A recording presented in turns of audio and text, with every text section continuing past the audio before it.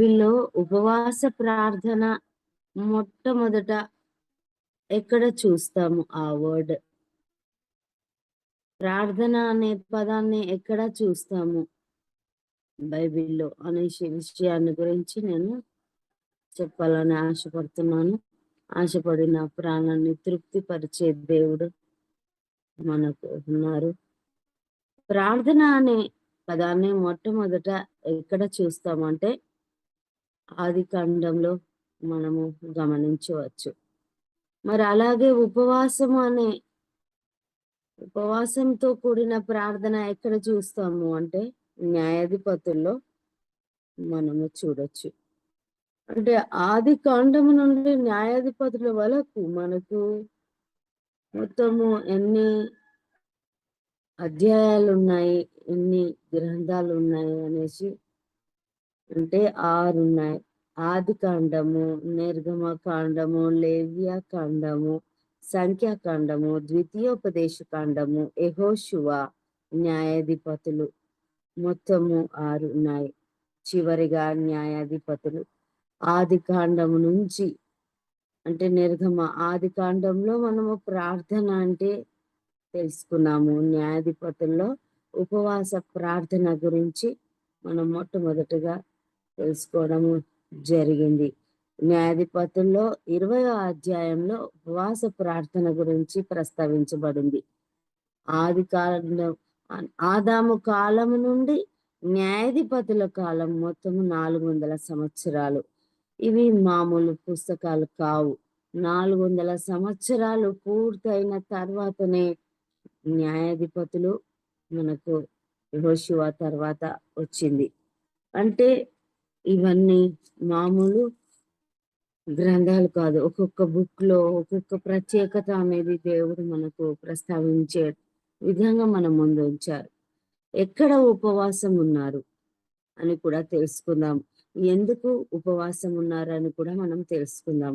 ఈ విషయాన్ని గురించి మనము ఈరోజు క్లుప్త వివరణ తెలుసుకుందాం. అయితే ఇదంతా ఎక్కడ జరిగిందంటే ఇజ్రాయెల్ ప్రాంతంలో జరిగింది. ఇజ్రాయెల్ ప్రాంతంలో ఇక్కడ మనము గమనించినట్లయితే మొత్తము ఇజ్రాయెలులో 12 గోత్రాల సంబంధించిన కుటుంబం ఉంది.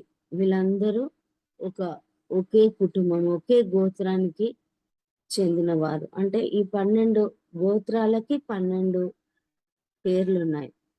ఆ పేర్లు మనము ఒకసారి తెలుసుకుందాం. మొదటి గోత్రం పేరు రూబేను, రెండవది షిమ్యోను, మూడవది లేవి, నాలుగవది యూదా, ఐదవది దాను, 6 నఫ్తాలి, 7 గాదు, 8 ఇష్మహరు, 9 ఆషేరు, 10 జెబులోను, 11 మనష్షే, చిట్ట చివరగా బెన్యామీని. అంటే ఇది ఎందుకు చెప్తున్నానంటే 12 గోత్రాల్లో చివరిగా వచ్చేవారే బెన్యామీనీలు. వీరి గురించే మనము బెన్యామీనీల గురించి ఉంటుంది ఎక్కువగా. అందులో లేవీయులు కూడా ఉన్నారు. లేవీయులు 3వ స్థానంలో ఉన్నారు. ఒక లేవీయుడు రాత్రిపూట తన భార్యతో ప్రయాణమై బెన్యామీనీలలోని గిబియా అను ప్రాంతానికి వచ్చేసరికి ప్రయాణం అవుతూ ఉన్నప్పుడు ఒక ప్రాంతం నుంచి ఇంకొక ప్రాంతానికి ప్రయాణించేటప్పుడు చీకటి అవుతుంది. మరి ఆ కాలంలో లైట్స్ కానీ ప్రయాణం చేయడానికి 4 వీలర్స్ 2 వీలర్స్ అలాంటి లేవు. మరి అప్పుడు వెళ్ళాలి అంటే గాడిదపై లేదా ఇంకేదైనా వెహికల్స్, ఇంకేదైనా ఆ కాలంలో ఉన్నటువంటివి ఏదో ఒక జంతువుల మీద వెళ్ళేవారు. మరి రాత్రి ప్రయాణం కదా, మరి రాత్రి అయ్యేసరికి వాళ్ళు ఏమని డిసైడ్ అయ్యారంటే ఏదో ఒక ప్రాంతంలో మనము తలదాచుకోవాలి అనేసి. అంటే ఒక దేశం నుంచి ఇంకొక దేశానికి ప్రయాణం చేస్తున్నారు కాబట్టి.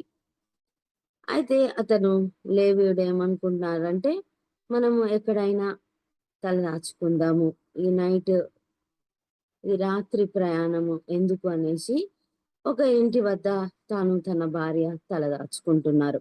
ఆ ప్రాంతం అంతా చీకటిగా ఉంది. ఆ ప్రాంతము బెన్యామీనీయుల గిబియా అనే ప్రాంతం గదా!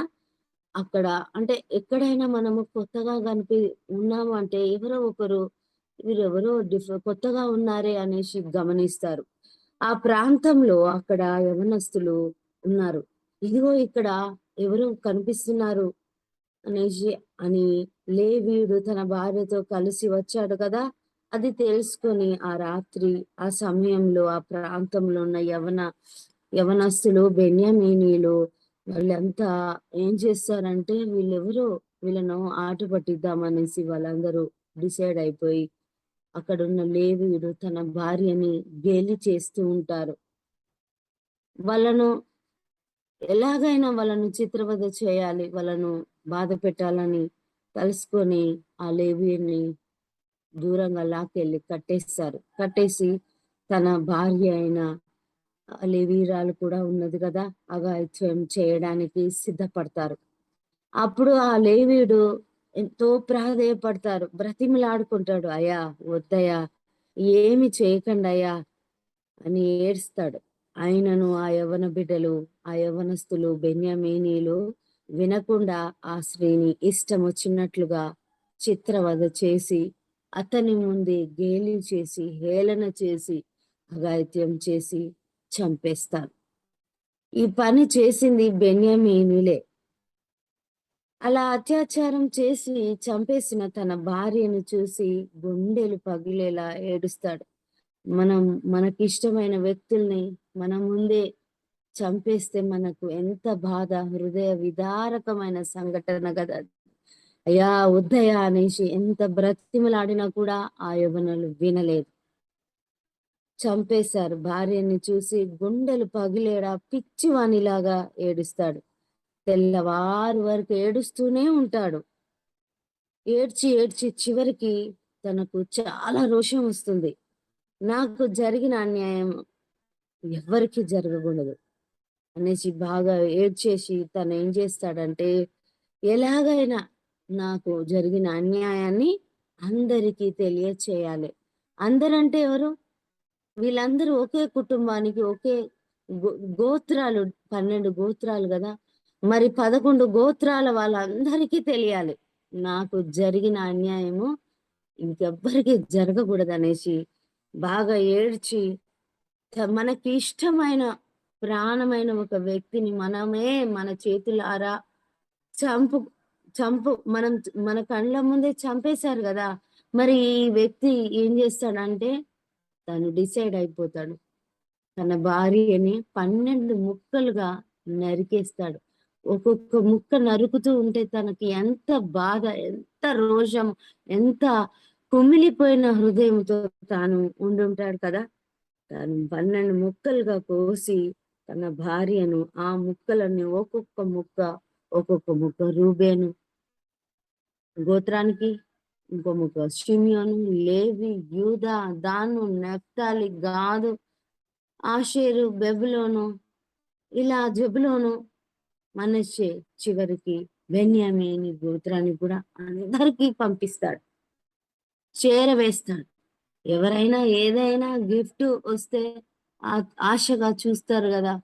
చూసినట్లయితే అక్కడ రక్తంతో కూడిన మాంసపు ముద్ద. సరే ఏంటి మాంసపు ముద్ద అనేసి అందరూ ఎక్కడి నుంచి వచ్చిందనేసి అందరూ గబగబా అక్కడికి వచ్చేస్తారు. ఇక్కడ మనం గమనించాలి. 12 గోత్రాలకు ఒక్కొక్క ముక్కని, ఒక్కొక్క గోత్రాన్ని పంపించాడు కదా! మరి ఎందుకు పంపించాడు? ఏమైంది? అనేసి అందరూ ఆశ్చర్యపోయి తన దగ్గరికి వస్తారు. వచ్చి ఏమైంది? ఏం జరిగింది? అనేసి అడిగితే తను బాగా ఏడుస్తాడు. నాకు అన్యాయం జరిగిందయ్యా! నాకు న్యాయం చేయండి. తనకు న్యాయము చేయడానికి వీళ్ళందరూ మరి ఎందుకు ఇలా జరిగిందనంటే నాకు న్యాయము దొరకలేదు. నాకు న్యాయం కావాలి. అందుకే నేను ఇలా చేశాను అనేసి ఏడుస్తాడు.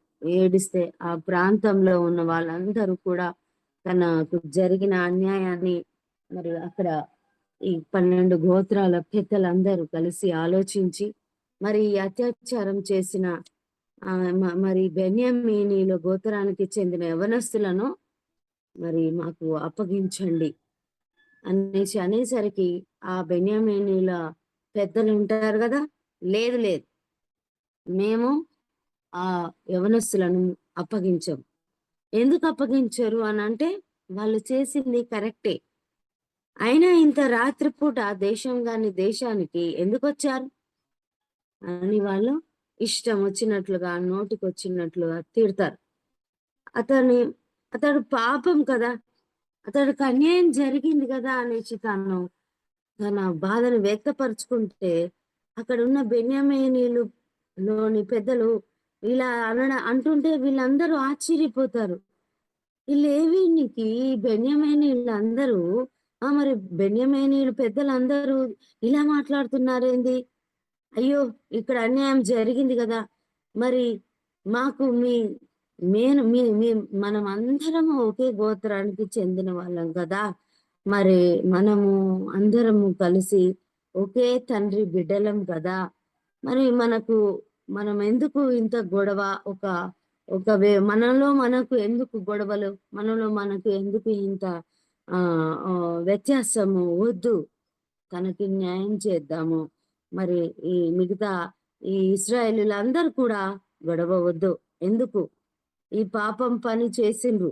మరి ఈ పాపం పని చేసినందుకు, ఈ దుష్ట పని చేసినందుకు ఆ యవనస్తులను మాకు అప్పచెప్పండి. వాళ్ళను ఏం చేయాలో చేస్తాము అని అంటారు. లేదు లేదు, పొరపాటున కూడా మేము ఈ బిడ్డలను, బెన్యామీనీలను, యువకులను మేము అప్పగించము. ఏం చేస్తారు?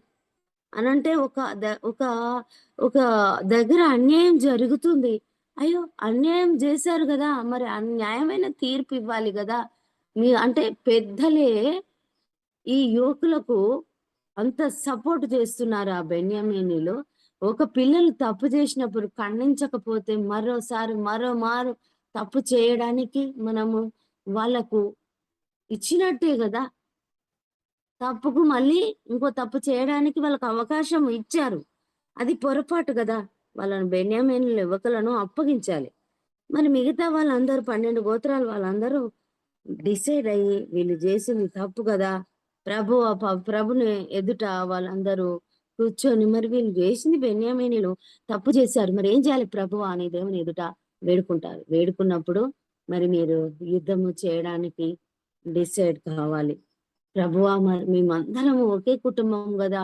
యుద్ధము ఎందుకు ప్రభువా అనంటే లేదు యుద్ధం చేయండి అనేసి దేవుని నుంచి వాళ్ళకు వస్తుంది. అయితే ఒకవైపు బెన్యామీనీలు, మరోవైపు 11 గోత్రాల ప్రజలు. ఇక్కడ బెన్యామీనీలంతా అన్యాయస్తులు, 11 గోత్రాల ప్రజలు న్యాయం కోసము పోరాడే ప్రజలు. అయితే ఇక్కడ వీళ్ళందరూ కలిసి యుద్ధం చేయడానికి డిసైడ్ అయితారు. మరి చెప్పిన మాట లాస్ట్ చివరిగా మళ్ళీ ఒక అవకాశం ఇచ్చి, ఒక్కసారి వినండి మా మాట. మనకు మధ్య గొడవలొద్దు. మనం అందరం ఒకే కుటుంబం గదా! తప్పు చేసిన ఈ యవ్వన బిడ్డలకు మాకు అప్పచెప్పండి. బుద్ధి చెప్తాం అన్నారు. కానీ వాళ్ళు వినరు. అయితే ఇక్కడ న్యాయమైన పోరాటము జరగవలసిందే అని సిద్ధపడతారు. 11 గోత్రాల ప్రజలు న్యాయ పోరాటంలో కొన్ని వేల మంది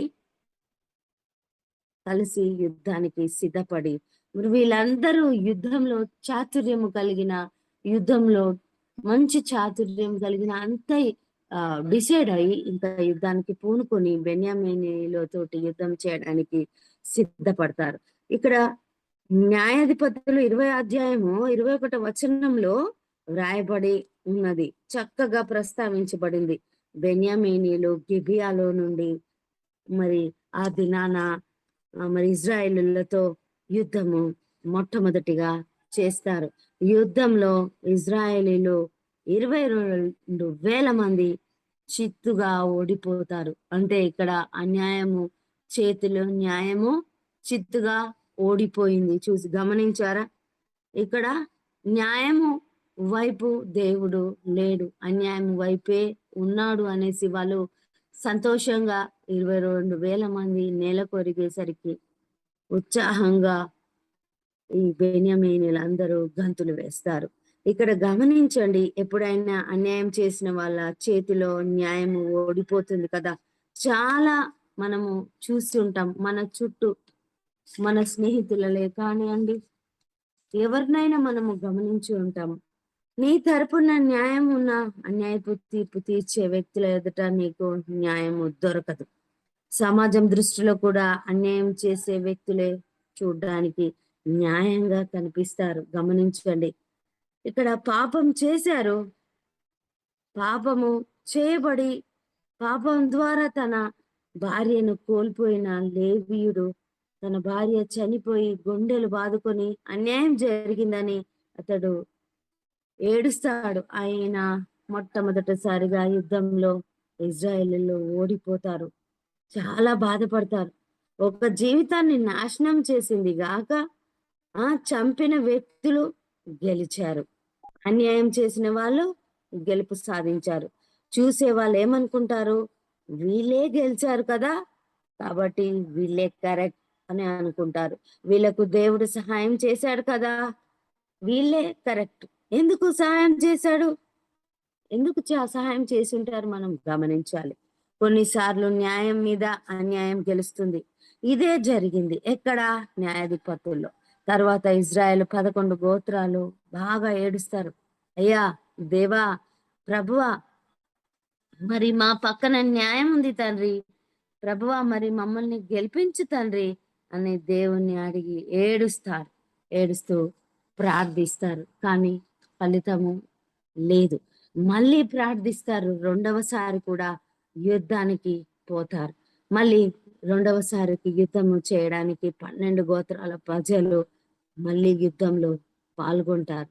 కానీ మళ్ళీ రెండవసారి కూడా దారుణంగా ఎంతో మంది చనిపోతారు. మొట్టమొదటగా 22,000 మంది చనిపోతే, రెండవసారి యుద్ధంలో 18,000 మంది చనిపోతారు. ఇజ్రాయెల్ ప్రజలు 11 గోత్రాల వాళ్ళు. మొత్తం టోటల్‌గా 40,000 మంది హతులైపోతారు సైనికులు. వీళ్ళు పర్ఫెక్ట్ యుద్ధ వీరులే.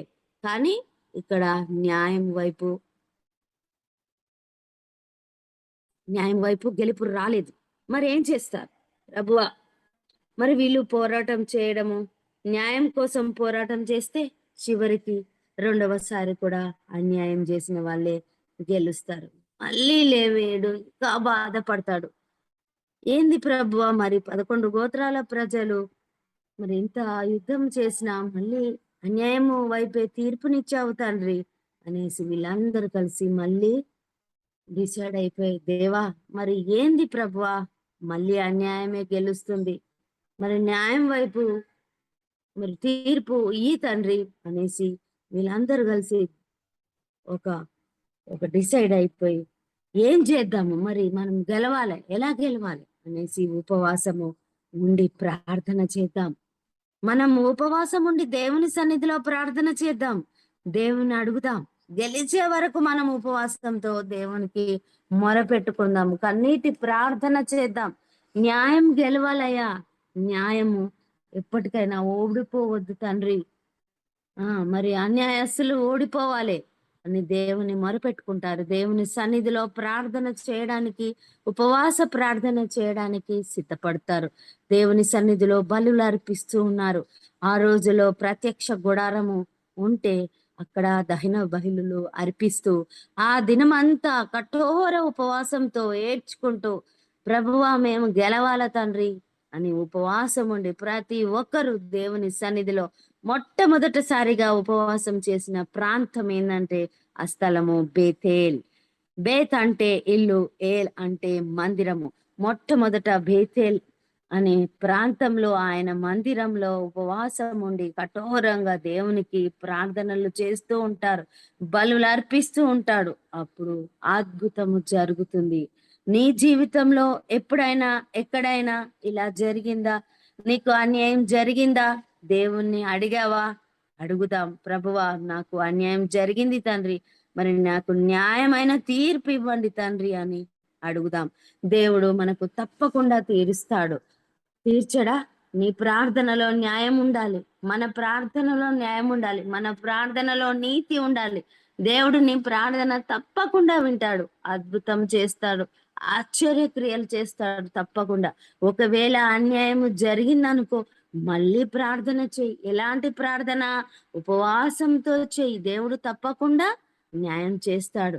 చేస్తాడు కదా! ఆయన మన మనం అడిగినట్లయితే ఆయన చేస్తాడు. ఇప్పుడు ఇక్కడ ఏం జరిగిందంటే, ప్రార్థన ద్వారా జరగని కార్యాలు ఉపవాస ప్రార్థన ద్వారా జరుగుతాయి.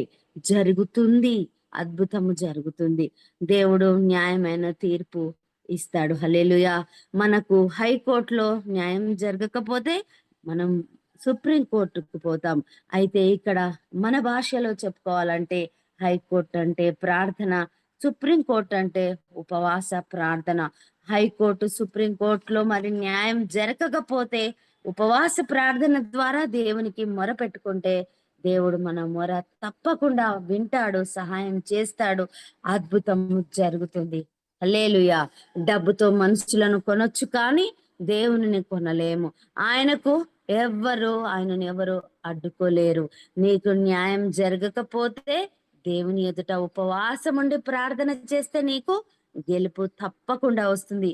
నువ్వు ఒంటరివైనా పర్వాలేదు, దేవుడు నీకు సహాయం చేస్తాడు. ఎందుకంటే దేవుడు నీతి కలిగిన న్యాయాధిపతి. మరి మోషే గారు కూడా అంటారు బైబిల్లో, యెహోవా లంచానికి వంగిపోయే పాడు కాదు, అవినీతి పరుడు కాదు, పక్షపాతము చూపేవాడు కాదు, లంచము పుచ్చుకొనడు, నీతి కలిగిన న్యాయాధిపతి. Praise the lord. ఉపవాసం చేశాక మళ్ళీ యుద్ధంలోనికి ప్రవేశిస్తారు. వాళ్ళకు దేవుడు అద్భుతమైన శక్తిని ఇస్తాడు. మరి బెన్యామీనీలంతా నివ్వెరపోతారు. వాళ్ళు యుద్ధంలోనికి దిగగానే వాళ్ళ వైపు మొత్తం కారు చీకటి. వాళ్ళు చూడలేని అంటే వెలుగు ఉండదు. మొత్తం చీకటిమయమైపోతుంది. యుద్ధం చేయడానికి వాళ్ళకు ధైర్యం సరిపోదు. వీళ్ళ శక్తి ముందు వాళ్ళ శక్తి పనికి రాట్లేదు. చూడడానికి గూడా వాళ్ళకు శక్తి లేకుండా ఎక్కడ వీళ్ళని చూసేసరికి వాళ్ళు పారిపోతుంటారు. మరి యుద్ధము యెహోవాదే కదా! అంటే ఒక పాటుంటుంది కదా! యుద్ధము యెహోవాదే, యుద్ధము యెహోవాదే, యుద్ధము యెహోవాదే, యుద్ధము యెహోవాదే. రాజులు మనకెవ్వరు లేరు, శూరులు మనకెవ్వరు లేరు, సైన్యములగు అధిపతి అయినా యెహోవా మన అండ, యుద్ధము యెహోవాదే అనుకుంటూ పరుగులు తీస్తూ ఒక్కొక్కరిని చంపుతూ వెళ్తూ ఉంటారు. వాళ్ళ యుద్ధానికి ఎవరు అడ్డు రాలేకపోతారు. ఒక్కొక్కరు ఇక్కడ బెన్యామీనులందరూ చనిపోతూ ఉంటారు. వాళ్ళ ఉగ్రతను చూసి తట్టుకోలేక ఈ బెన్యామీనులంతా అటు ఇటు పరిగెత్తి ఎక్కడ స్థలం దొరికితే అక్కడ వెళ్ళడానికి ప్రయత్నిస్తూ ఉంటే చంపుతూ వెళ్ళిపోతూనే ఉంటారు వీళ్ళు. టోటల్‌గా ఆ గోత్రంలో మొత్తం చనిపోతారు. ఎక్కడైతే తప్పించుకొని తలదాచుకొని వెళ్ళిన కొంతమంది మాత్రమే, అందులో 600 మంది మాత్రమే మిగిలిపోతారు. అంటే చరిత్రలో అది ఆ సంఘటన మిగిలిపోయింది. న్యాయాధిపతులు 20 అధ్యాయంలో చూసుకున్నట్లయితే మొత్తము అక్కడ ఎవరు లేకుండా చనిపోతారు. 1600 మంది స్ స్ 600 మంది మాత్రమే మిగిలిపోతారు. ఇక్కడ న్యాయాధిపతుల్లో గమనించినట్లయితే గుర్తుంచుకోండి, మనము గుర్తుపెట్టుకోవాలి. ఓడిపోయిన చోటే గెలుస్తారు. దానికి కారణం ఉపవాస ప్రార్థన. న్యాయము అన్యాయంపై గెలుచుటకు కారణము ఉపవాస ప్రార్థన. న్యాయం చేతిలో అన్యాయం ఓడిపోవుటకు కారణం ఉపవాస ప్రార్థన. ఎక్కడైనా నీ స్నేహితుల మధ్య కానీ, నీ కుటుంబ సభ్యుల మధ్య కానీ ఎక్కడైనా అన్యాయానికి గురి అయితే మనం చేయవలసిన మొట్టమొదట పనేంటి అంటే ఉపవాస ప్రార్థన. నువ్వు చెయ్యి. నువ్వు చేసినట్లయితే మరి వాళ్ళ ఎదుట ఎక్కడైతే నువ్వు ఓడిపోతావో దేవుడు నిన్ను అక్కడ నిలబెట్టుకుంటాడు. హల్లెలూయా! దేవునికి సాధ్యము కానిది ఏమీ లేదు. అడగండి మీకు ఇస్తాడు దేవుడు. అడిగితే దేవుడు ఇస్తాడు. కన్నీటి ప్రార్థన చేయాలి మనం. ఉపవాస ప్రార్థన చేసి మనము గెలుపొందాలి. అలాగే ఓ చిన్న పాట పాడుకుందాము. నీ ఆజ్ఞ లేనిదే ఏమైనా జరుగునా, నీ కంచె దాటగా శత్రువుకు సాధ్యమా ఏమైనా చేయగలడు, కథ మొత్తం మార్చగలవు. నీ నామముకే మహిమంతా తెచ్చుకుందు. యేసయ్యా యేసయ్యా, నీకే నీకే సాధ్యము. యేసయ్యా యేసయ్యా, నీకే నీకే సాధ్యము. హల్లెలూయా.